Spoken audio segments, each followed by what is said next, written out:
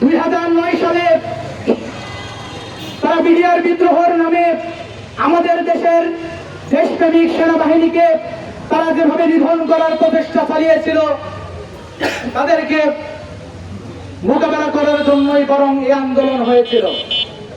সম্মানিত উপস্থিতি, আমরা পরিষ্কার ভাষায় বলতে চাই, জুলাই আমাদের হৃদয়ের সাথে লেগে আছে। এদেশের শিক্ষার্থী সমাজের রক্তের সাথে জুলাই মিশে গেছে। কেউ যদি মনে করে যে জুলাইকে শেষ করে দিবে, তাহলে তাদের এই চিন্তাটা বড়ই ভুল চিন্তা হবে। জুলাইয়ের জন্য, এই রাষ্ট্রকে সংস্কার করার জন্য যে লড়াই সংগ্রাম, সেই লড়াই সংগ্রামের পরে যখন একটি নির্বাচন হয়েছিল, এই নির্বাচনের একই সাথে একটি গণভোট অনুষ্ঠিত হয়েছিল, কিন্তু সেই গণভোটের রায় মেনে নেওয়া হচ্ছে না। আমরা দেখলাম সংসদে বিভিন্ন ছলে বলে কৌশলে মন্ত্রীরা বক্তব্য দিলেন, এমনকি তারা এটাও বললেন যে নির্বাচন, জাতীয় নির্বাচন যেন অনুষ্ঠিত হয়, এটা বাস্তবায়নের জন্য ঐক্যমত্য কমিশনে আমরা বলেছি ঠিক আছে, গণভোট হোক।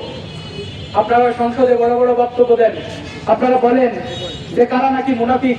আমরা বলতে চাই যে এমন কোন জাতি, এমন কোন দল পৃথিবীতে তৈরি হয়নি যারা প্রথমে মুনাফিক শব্দ তৈরি করে এরপর নিজেই মুনাফিকি করে। সারা দেশেই মুনাফিকি চলছে।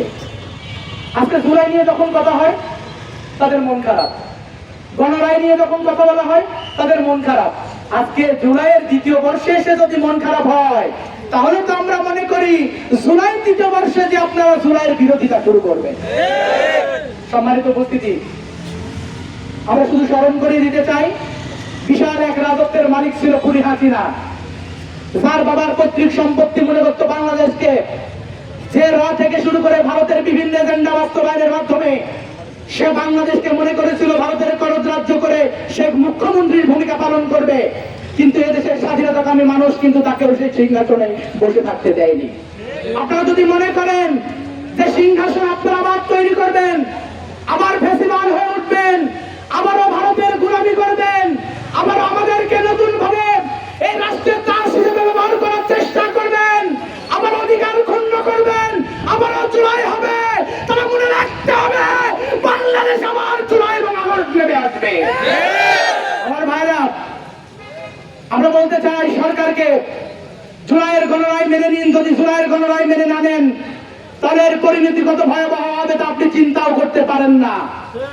এই জুলাই আন্দোলনে যারা নেতৃত্ব দিয়েছিল, সেই কিশোর যারা ক্লাস 9 থেকে ইন্টারমিডিয়েটে পড়ে, সেই যুবক যারা বিশ্ববিদ্যালয়ের গণ্ডি পেরিয়ে আজকে যারা এই বাংলাদেশকে নেতৃত্ব দিচ্ছে, তারা যদি থেকে উঠে পরিস্থিতি সামাল দিতে পারবেন না। সুতরাং বলতে চাই, অতি দ্রুত সময়ের মধ্যে জুলাই সনদ বাস্তবায়ন করুন।